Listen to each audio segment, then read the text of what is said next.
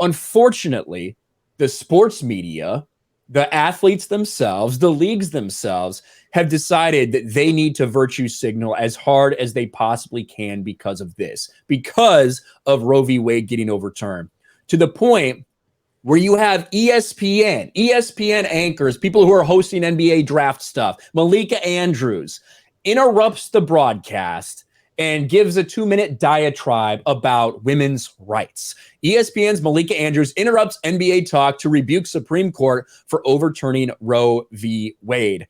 I don't know if any of you guys saw this. I should probably share the audio first really quick. That would probably be something I need to do. But literally, why are we talking about this? If ESPN virtue signals over Malika Andrews being the first woman to host an NBA draft. Like, who gives a fuck about that?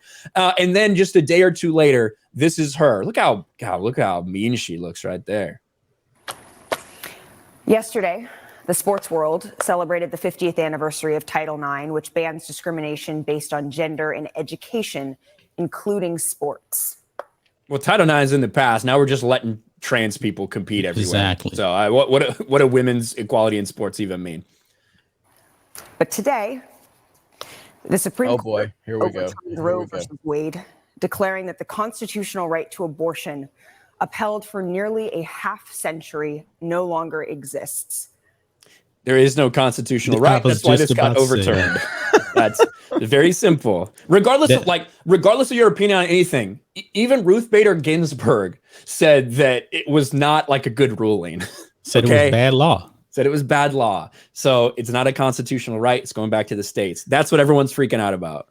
In less than 24 hours, we celebrated equal rights for women, and now we react to women's reproductive rights being taken away. She's crying, bro. This is sports. This is ESPN.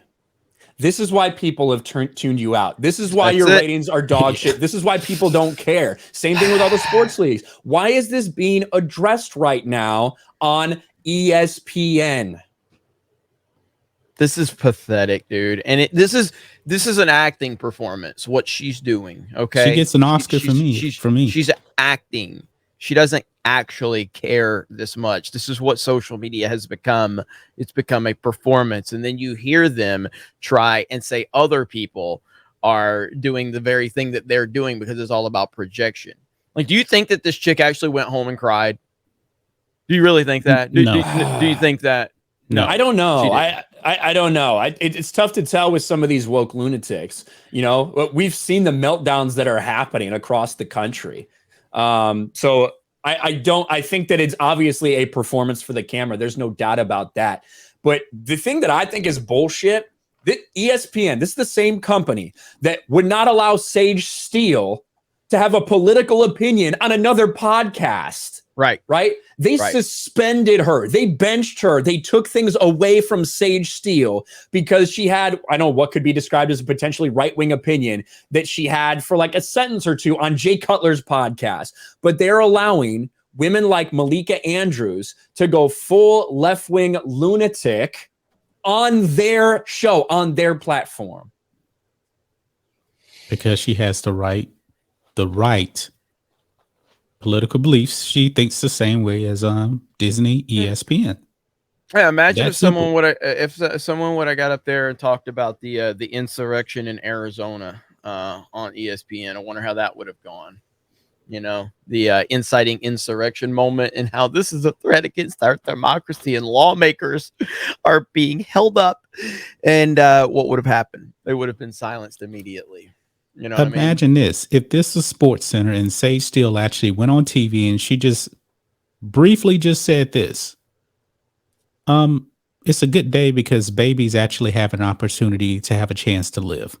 And she left it at that. What would ESPN come out and say about that? They would freak out. The way she said it, and it's going to come off as the way I would say is, ESPN, they slam Sage Steele for saying that because they don't want babies to live.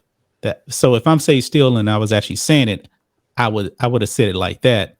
That way, ESPN probably wouldn't come out because who wants babies to die?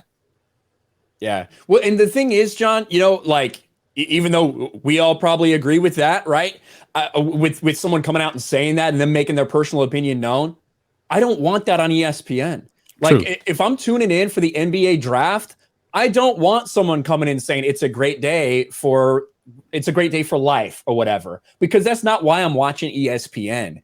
And I think that's most people. They want it separate.